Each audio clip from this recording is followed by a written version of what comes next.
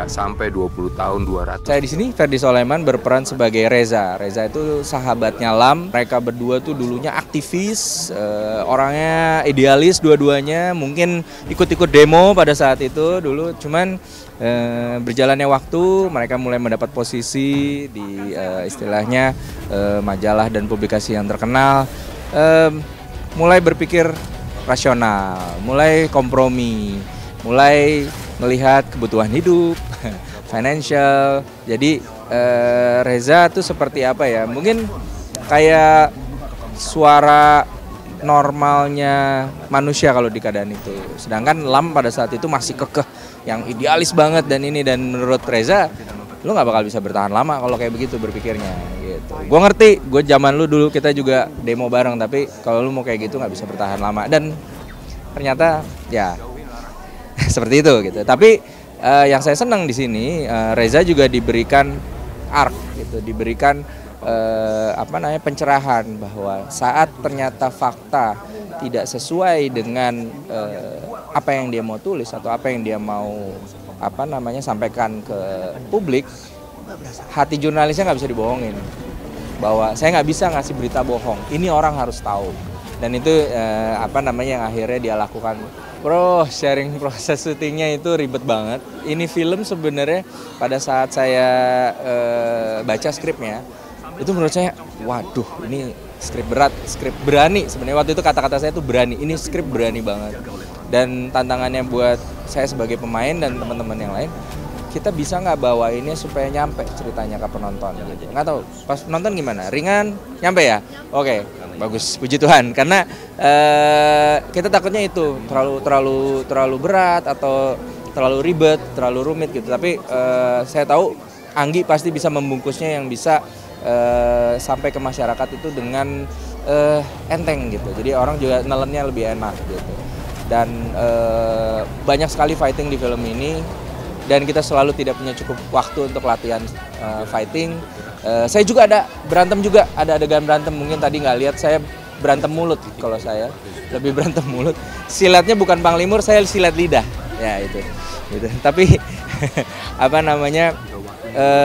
sempat dapat pelajaran juga dari teman-teman Panglipur, karena mereka selalu pada saat kita reading, mereka selalu latihan di sebelah, di ruangan sebelah, dan kekeluargaan banget sih prosesnya.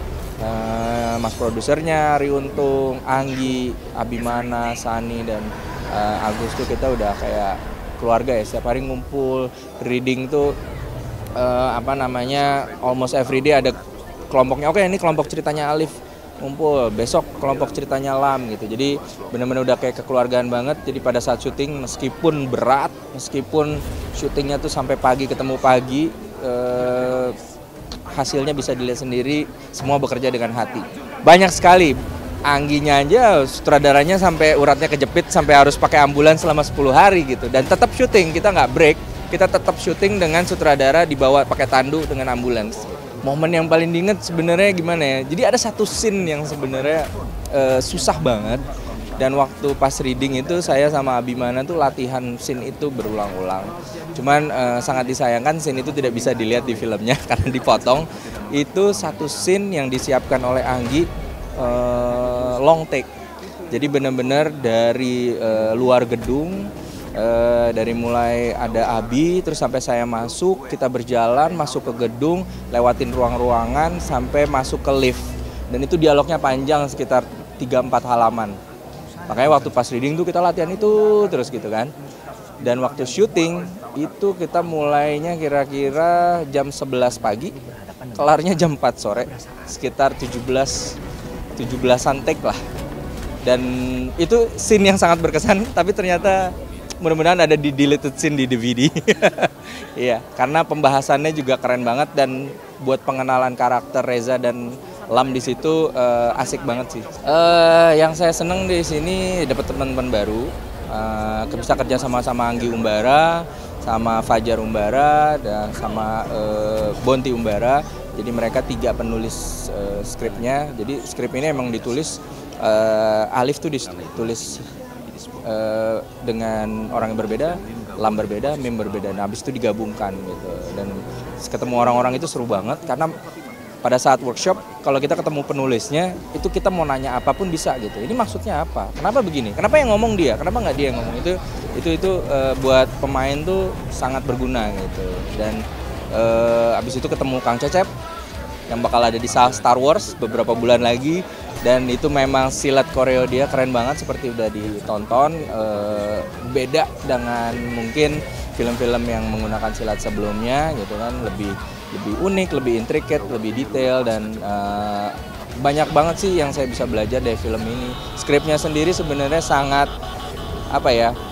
mengedukasi dalam arti lain bahwa hati-hati loh dengan zaman sekarang. Kalau kita terlalu begini, terlalu begitu, 20 tahun lagi bisa ya jangan sampai kayak begini ya, chaos gitu. Film 3 ini harus ditonton karena pada saat nanti keluar 1 Oktober, kalau nggak nonton 3 bakal kuper. Karena ini film yang bakal ditonton semua orang, bakal diomongin semua di sosmed, dan bakal benar-benar kata produsernya Arie Untung game changer untuk perfilman Indonesia.